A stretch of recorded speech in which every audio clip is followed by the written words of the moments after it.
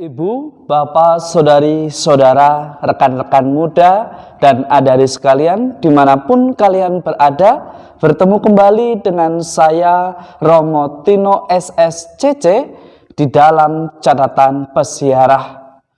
Banyak orang berpikir bahwa dengan diam atau menghindari suatu persoalan adalah cara terbaik.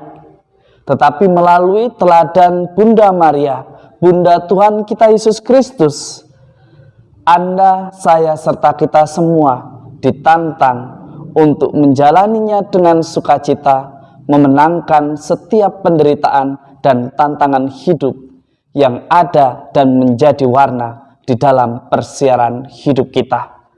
Sebelum kita mendengarkan permenungan dari catatan pesiarah, marilah kita membuat tanda kemenangan Kristus. Dalam nama Bapa dan Putera dan Roh Kudus. Amin. Allah Bapa, sumber kasih ilahi, ketika putramu ditinggikan di salib, engkau mengendaki bundanya berdiri di situ dan ikut menderita. Perkenankanlah kami agar gerejamu yang bersatu dengan sang bunda dalam segala sengsara Kristus boleh ikut ambil bagian di dalam kebangkitannya, terutama di dalam menapaki persiaran hidup kami di dunia ini, agar kami senantiasa dengan teguh dan setia di jalan hidup kami dalam menapaki persiaran di dunia ini. Demi Kristus Tuhan dan pengantara kami. Amin. Ibu, bapak, saudari, saudara, rekan-rekan muda, dan adik-adik sekalian yang terkasih. Di dalam bacaan pertama pada hari ini, dari surat kepada orang Ibrani, Anda dan saya serta kita semua diajak untuk melihat bahwa penderitaan mestinya dipahami sebagai bagian yang tak terpisahkan dari perjalanan kehidupan Anda, saya, serta kita semua sebagai seorang manusia di dalam menapaki persiaran hidup di dunia ini. Tentu ketaatan dan kesetiaan adalah jalannya. Karena dengan ketaatan dan kesetiaan Anda, saya, serta kita semua dimampukan untuk menjalani proses yang mungkin melelahkan, yang mungkin menuntut suatu pengorbanan dan bahkan tetesan air mata. Ketaatan dan kesetiaan membawa Anda, saya, serta kita semua pada kemurnian cara hidup kita sebagai orang beriman yang mengaku diri sebagai seorang murid Kristus. Tentu maut bukanlah sesuatu yang mestinya ditakuti, karena Anda, saya, serta kita semua pada dasarnya pasti akan mati. Hanya saja kita tidak tahu kapan Tuhan mencukupkan kita di dalam panggung kehidupan ini. Jangan sampai kita justru seringkali merasa bahwa karena tidak ingin terlibat, karena tidak ingin dipusingkan, karena kita tidak ingin berkonflik, maka seringkali kita lari dari persoalan dan bahkan kita tidak mau menghadapi atau menyelesaikan persoalan dari tantangan hidup yang ada. Bahkan banyak orang menyebut diri baik hati, tetapi orang yang setia, siapakah yang menemukannya? Ada begitu banyak orang baik, tetapi mungkinkah orang yang baik selalu setia? Maka kesetiaan dan ketaatan menjadi kunci yang sangat berharga bagi Anda dan saya di dalam menjalani hidup sebagai orang yang beriman.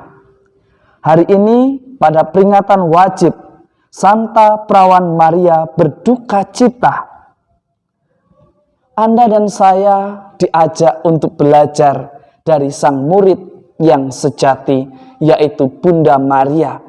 Sejak Yesus berada di rahimnya, sampai ia melahirkan, mendampingi, membesarkan, dan menemani Yesus saat memikul salib, bahkan berdiri dengan tegak, melihat putranya yang katanya adalah Tuhan harus wafat di salib, tetapi ia tidak pernah menyalahkan atau menuduh serta mempertanyakan apa yang menjadi rencana Tuhan di dalam hidupnya. Maka sangatlah tepat ketika Yesus dan juga gereja menganggap bahwa Maria adalah murid yang setia, yang mau menemani dan mencoba di dalam diamnya untuk mengerti apa yang menjadi rencana Allah. Maka hari ini Anda dan saya serta kita semua ditantang dan juga belajar dari murid yang utama pertama. Ia menjadi muridnya sejak Yesus di kandungannya. Saat ia dilahirkan, masa kanak-kanak sampai pada masa wafatnya. Seringkali kita mau berteman karena mungkin teman kita masih bisa membahagiakan. Seringkali kita mengatakan sayang, mencintai, bahwa akan setia baik dalam untung dan malang. Tetapi ketika menuntut suatu pengorbanan, dengan mudah kita mengatakan, aku tidak sayang lagi. Aku tidak ingat apa janjiku lagi. Aku tidak ingat bahwa janji yang terucap itu harus ditepati. Hari ini kita diingatkan sebagai seorang murid yang menjawab ya atas panggilan Tuhan. Hari-hari Anda, saya, serta kita semua adalah kesempatan untuk mewujudkan.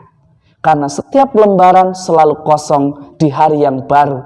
Maka jangan khawatir akan hari esok dan jangan terlalu pusing dengan hari yang sudah berlalu. Karena sangatlah sia-sia ketika kita selalu hidup di masa lalu. Kita harus berani belajar dari Bunda Maria yang kadang pun harus menyimpan perkara di dalam hati. Dan terkadang tidak perlu menjawab persoalan. Dan terkadang kita harus menghadapi konflik dengan cara yang bijak. Orang yang bijak, orang yang taat, orang yang setia melihat konflik bukanlah suatu persoalan, tetapi sebagai suatu sarana untuk saling mengenal agar persoalan yang sama tidak terulang di dalam persiaran hidup kita.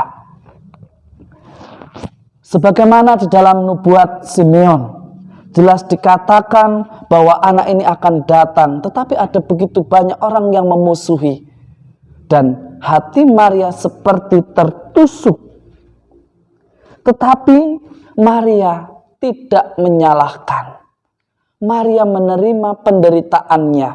Maria menjalaninya dengan sukacita sebagai kesempatannya untuk selalu taat dan setia pada rencana Allah. Akhirnya ia mendapatkan kebahagiaan yang sejati. Ia menjadi teladan bagi Anda, saya, serta gereja sebagai orang beriman. Ada dua teladan orang beriman, yaitu Abraham dan juga Maria. Jika Anda, saya, serta kita semua mengalami kesulitan, belajarlah dari Bunda Maria yang tidak mudah bereaksi dengan kata-kata, tetapi melihat, memikirkannya, menyimpannya dalam hati, dan mengatakannya tepat pada waktunya, mengambil keputusan tepat dengan bijaksana, bukan dengan ambisi, bukan dengan keinginan yang hanya memuaskan nafsu semata. Semoga berkat Tuhan senantiasa menguatkan dan meneguhkan kita di dalam panggilan hidup kita, baik sebagai keluarga, sebagai seorang rohaniwan dan rohaniwati, dan juga sebagai seorang klerus. Dan semoga berkat Tuhan senantiasa melindungi dan memberkati kita semua, Bapa dan Putera dan Roh Kudus. Amin. Seringkali kita mencela, dan ketika kita tidak mampu menanggung apa yang menjadi dampak dari celaan kita, kita berpindah dan bahkan lari dari apa yang kita imani. Tetapi ingatlah bahwa persoalan akan senantiasa mengejar mereka yang selalu lari dari persoalan. Karena persoalan hidup itu harus dihadapi, dijalani, ditemukan solusinya, dan dicintai serta disyukuri karena Tuhan mendewasakan kita dari setiap persoalan yang kita hadapi dan kita temukan solusinya. Jangan takut dan jangan kecewa ketika kita menemukan begitu banyak tantangan, karena penderitaan bukanlah pertanda bahwa Tuhan meninggalkan atau mengutuk kita, tetapi Tuhan mendewasakan dan mengolah hidup kita menjadi pribadi yang berkenan di hadapannya. Tuhan selalu setia. Tuhan tidak pernah meninggalkan anak-anaknya yang selalu taat dan setia. Selamat beraktivitas. Tuhan memberkati. Amin.